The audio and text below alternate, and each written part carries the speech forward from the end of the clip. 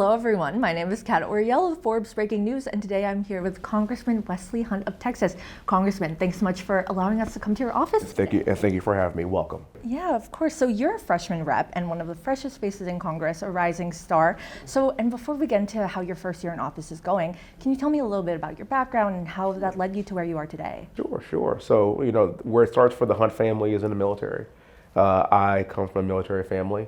My dad's a retired lieutenant colonel in the Army. My sister went to West Point and my family first, class 93. I went to West Point and my family second, 10 years later.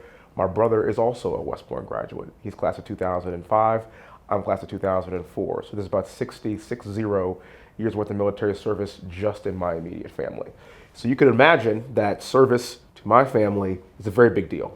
And my dad was very big on making sure that he raised kids that really appreciated this country, fought for this country, and did whatever we could in our power to leave it better than we found it. And so at one point, one fun fact, my brother, sister, and I were all stationed in Baghdad at the same time for about 3 months. I was an Apache pilot, which made me by far the coolest one in the family. My sister was a military intelligence officer in the Green Zone, and my brother was in the Navy in the Arabian Gulf, went to West Point, but then cross-commissioned into the Navy.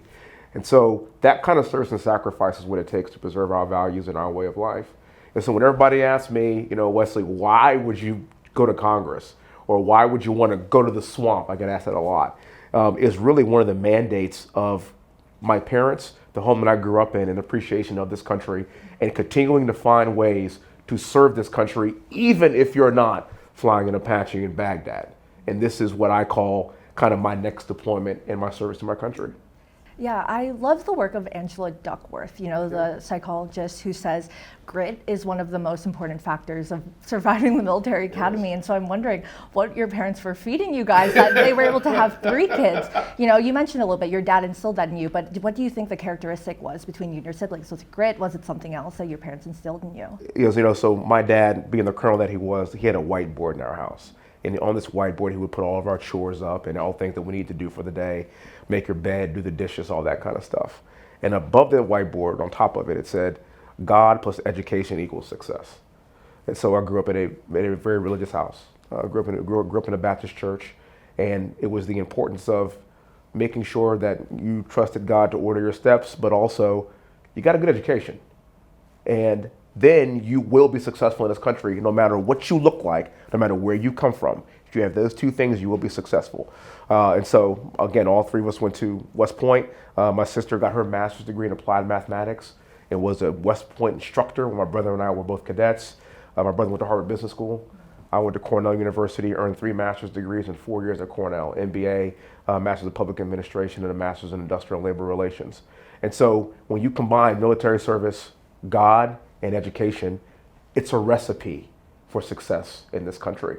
And again, I always allude to the fact that we are living in divided, divisive times right now. But again, those elements, there is no race, there is no color, there is no creed, there is no background. The nuclear family, education, and God, that was the secret.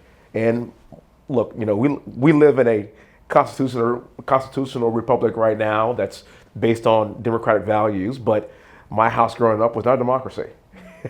Like my parents did not play around. They were parents. They raised their children to be God-fearing Americans first, and that's what it took. So now you are a parent of 3 yourself, so I'm just wondering, is your house a democracy?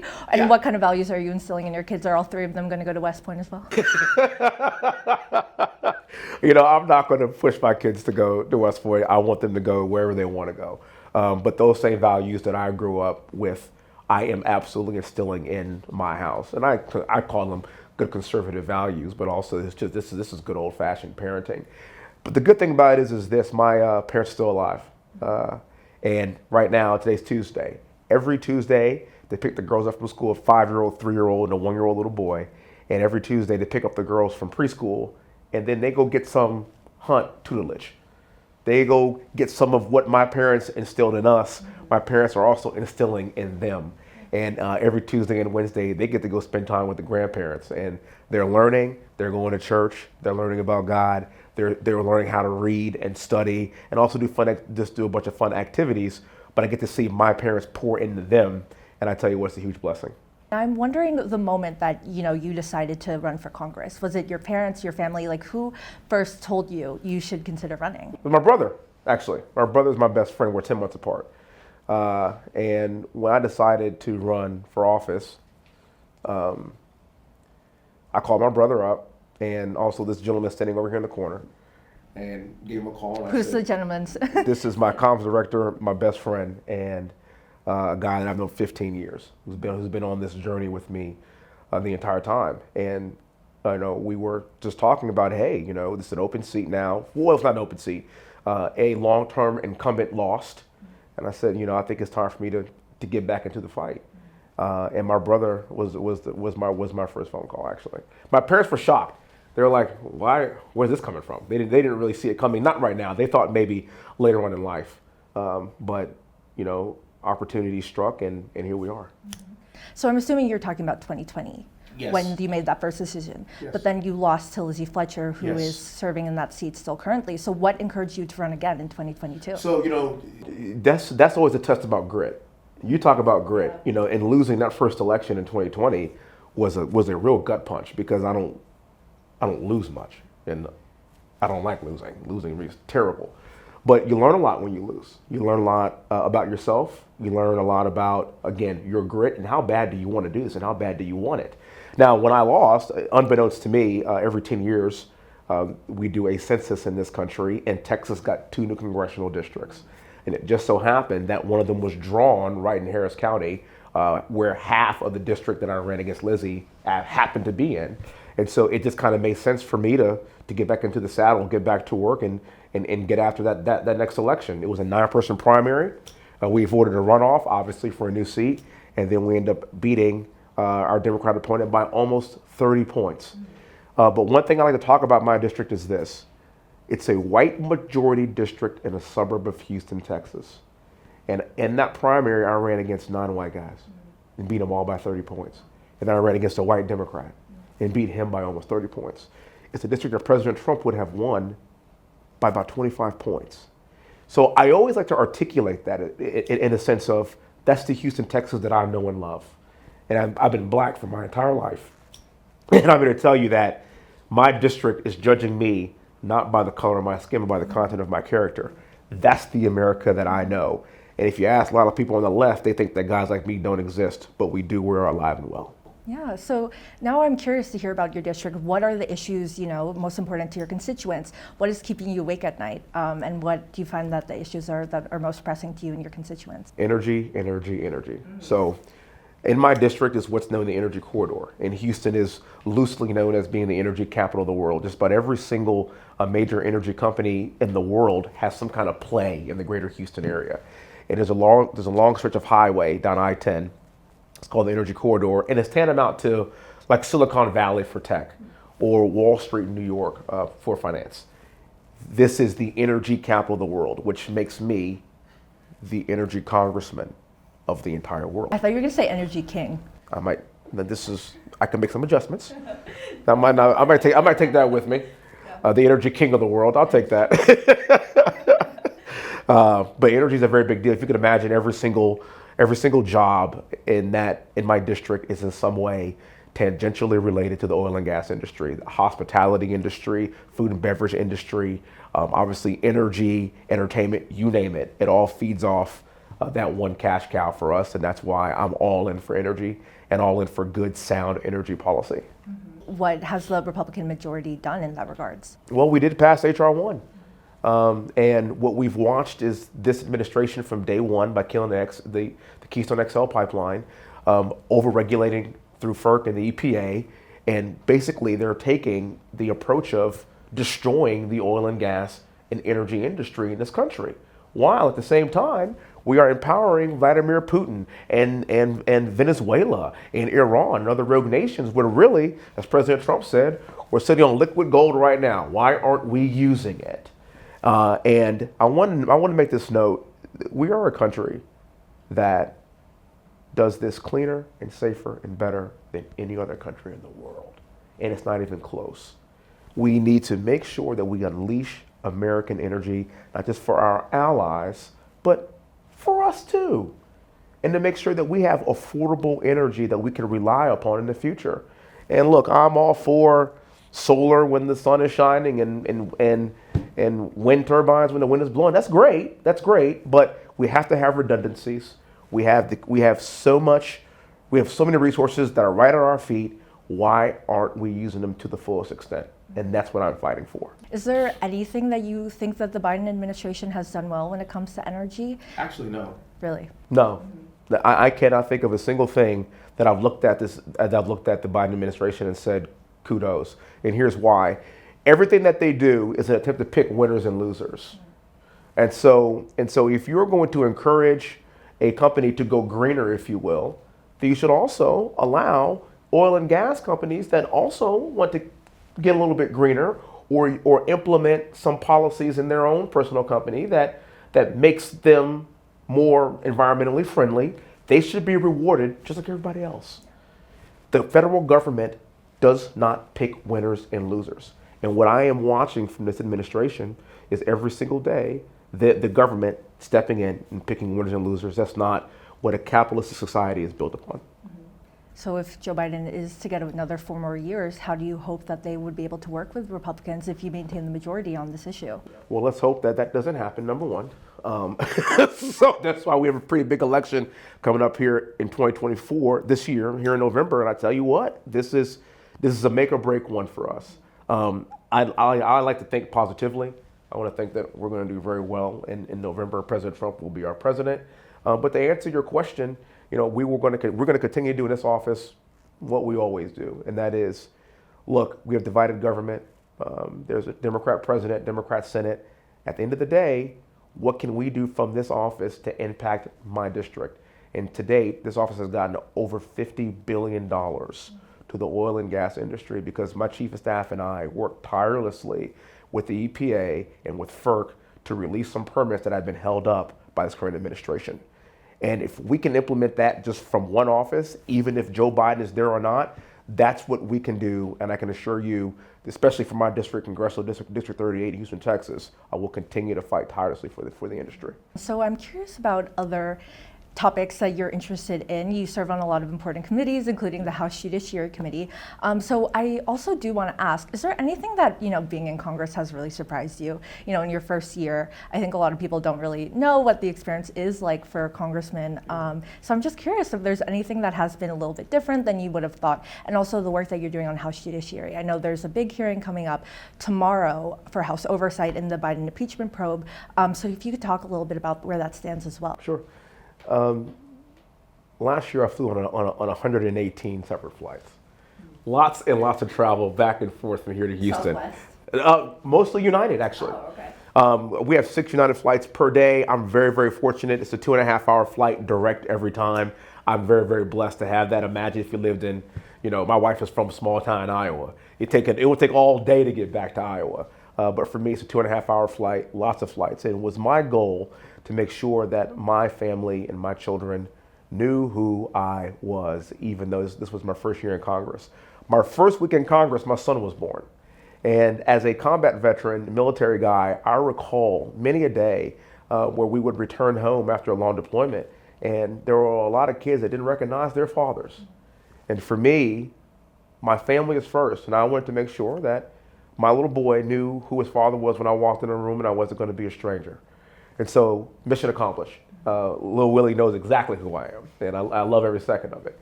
But that was a challenge for me to make sure that I kept that priority first to get back home. So the travel was quite shocking. The other thing is this, just like I said earlier, we have divided government right now.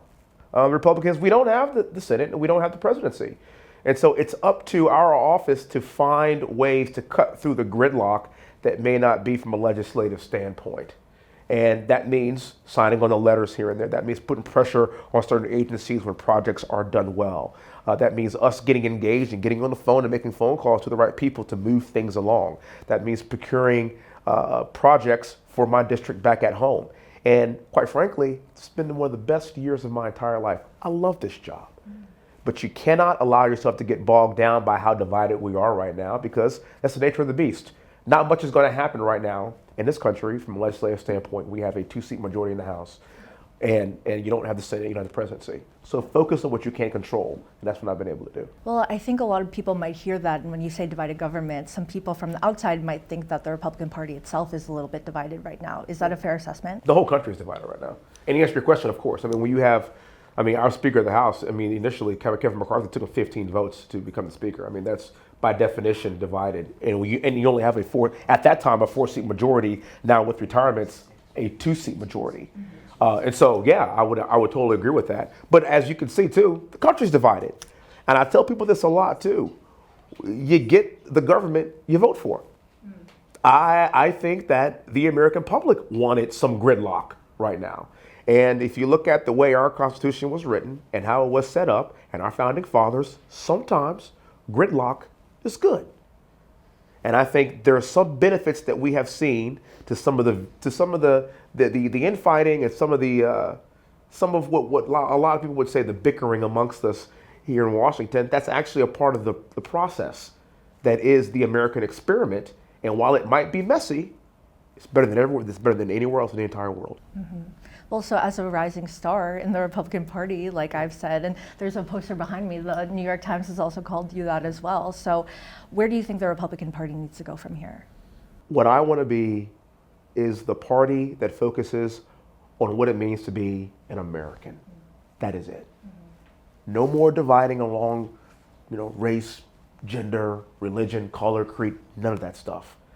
If you are a human being and an American that wants to put this country first, put our values first, if you want to secure our border, if you want to have a prosperous future, if you don't want to pay a lot of taxes. See, this has nothing to do with race. This has everything to do with what it means to be an American. I want that to be our party. And what I like to focus on more than anything is, again, being a black man in a white majority district. Nobody cares that I'm black. I'm over that. What they care about is their representation. Do I put the values of my district and this country first? And am I going to represent them with pride and distinction? And this past cycle, I didn't have a primary opponent. I think we're going to do very well here in the general election because I adhered to those things, and I will continue to do just that. That's the Republican Party of the future. Last week, you had a very interesting testimony that I think represents a little bit of what you're saying of, where you testified before the Senate Judiciary Committee about voting rights and the issue of voter ID. And I want to read a quote. You called out the demeaning and insulting claims from Democrats about how being black in America means you can't obtain a government ID to vote. And I feel like that's sort of an interesting example of what you're just talking to, where, you don't want to just be looked at as, along race and party lines. We're just Americans, just because we're black doesn't mean we can't have voter ID. Yeah. And I think I called it, it's the left soft bigotry of low expectations. Yes. And I don't subscribe to that under any way, shape, form, or fashion. I am an American. I am a veteran. I am educated. I'm a father. I'm a husband. I'm a son. I am so many things. I'm a congressman. I'm a combat veteran. I'm an Apache pilot. I am so many things before you get to the way that I look. And don't get me wrong, I'm black and I'm proud. I'll say it loud all day, every day. But that's not how I view myself. And what I do not like are benevolent liberals that try to wrap their arms around us and try to pat black people and people of color on the head and say, poor you, we all can figure out how to get an ID. We all can figure out how to be successful in America, but you can't. That's ridiculous. Because so a man thinketh, so he is, or so he or she is. And I like to make sure that we have high expectations for people, just like everybody else would have for themselves, regardless of the way you look. I understand this country's come a long way. My great-great-grandfather was born on a plantation. But yet here I sit before you, again, as a black man in a white majority district in a suburb of Houston, Texas, that's a strong conservative. That's where we are. And that's because that's the expectations that I have of myself. It's the expectations that my parents had of me, and I'm going to have those same expectations for all Americans, regardless of the way they look. But then what do you say to the people that say this is a systemic issue? Like, what is the reason that is preventing so many minority groups from getting voter IDs? And, you also touched on the term personal responsibility, especially during that testimony. So that's my first question. And then my second question, going back to the personal responsibility, how do you instill that more if there's a systemic issue? So it's not 1950 anymore. And this is something that was instilled in my house too at a very young age. My dad's 74 years old, which means that my dad was born in 1949 and he's still alive and well. My dad grew up in a segregated South in New Orleans. And my dad always tells me, son, you don't have it difficult. I had it difficult. So what's your excuse? That is all. This is not 1950, 1960 anymore. It's 2024. Things have changed. And the only thing that's preventing you from being anything you want to be in this country is you. And by the way, there are people that started off with way less, ended up with way more. There are people that weren't born in this country that moved here with nothing and are wildly successful. So the fact that you were born in this country, no matter how hard it might be for you, what's your excuse? And do not allow people to have low expectations of you because you will live up to that. I am just curious as well, being a Black member of Congress, a Black Republican in Congress, do you feel like there is support from members of both sides? Because I know Rep. Byron Donalds has spoken out in the past claiming he was being ostracized from the Congressional Black Caucus. So do you think there is a need maybe, have you considered joining that as well? No. Why? The reason why is because ideologically we don't align. On a policy standpoint, we don't align. Tacitly, there's a bit of a requirement that you have to at least work on X amount of things with members of the CBC, and given where I am politically, that's just not going to work for me. But that's an ideological issue, less of a Black issue. And to be honest with you, I get along with everybody. Democrats, Republicans, Black, white, I don't really care. Do you think there is a need for a Black Republican caucus? No. How about just a Republican caucus? You know, I think it was Morgan Freeman that said it best in an interview. I don't want Black History Month. I just want history. I want American history.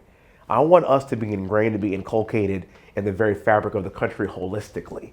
I just don't want to be Black this and Black that, because I want to be seen for way more than that. Looking towards your future, what can we expect from you there? Do you plan to stay in Congress for the rest of your career?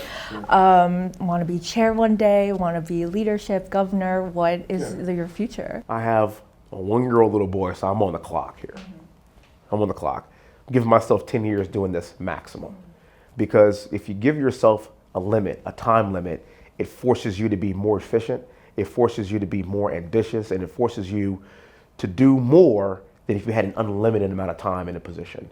One of the greatest inventions of all time is death. And the reason why is because you know it's finite, you know it's going to come to an end. So at a certain point, you better get with living before that day comes. So I got 10 years until that's going to happen. I'm a servant of this country. I fought in combat for this country. And the only thing that I want is for the people to decide where they want me to be. And if that's here for the next 10 years, that's great. If the people want me in a higher position or a higher office, the people will vote me into that. But at the end of the day, I'm living my best life, born and raised in Houston, representing the district that I grew up in. And the people will decide where my trajectory ends. But I got 10 years. Well, thank you so much for your time today. I really enjoyed our conversation. Of course. God bless you. Thank you so much for having me. And thank you for being here. Of course.